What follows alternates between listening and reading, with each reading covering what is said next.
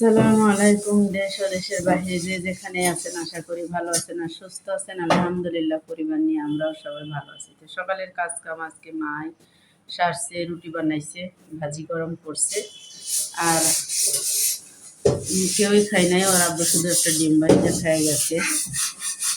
তো এই যে থালা বাসন মাজতেছে মা, মাথা একবারই থালা বাসন মাজা হয়ে উঠেছে।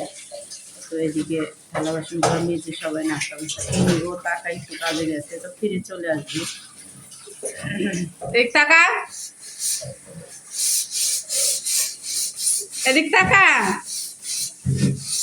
কেমনে করে আছে মুখটা দেখো বন্ধুরা, এমনি করে থাকে।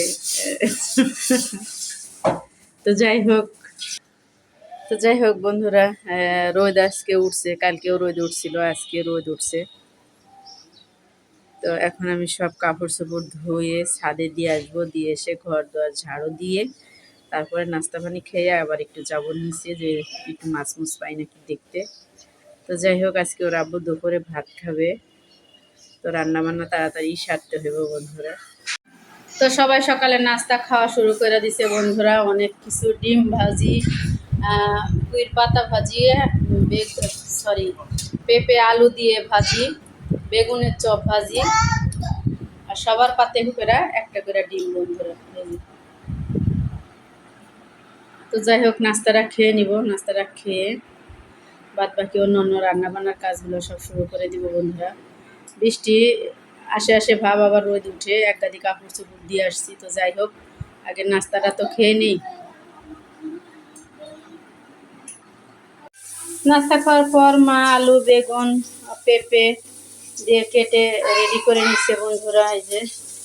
আর এদিকে মানে মিনিকেট মাছগুলা ভেজে নিচ্ছে, আর এদিকে তরকারিটা বসাই দিব। আজকের কাজটা সব মাই করছে বন্ধুরা। একটু আলু কেটে দিয়েছি, রুই মাছের ডিম দিয়ে মা করবে, ভাজা ভাজা করবে। তো পাকের ঘরটা ছোট দেখে বন্ধুরা, এই যে মার মুখ দেখাই যাইতেছে না, এই যে এভাবেই মানে রান্না বান্না করা লাগে। তো যাই হোক, দুপুরের সময় হয়ে গেছে, রান্না বান্না শুরু করে দিছে মা এদিকে।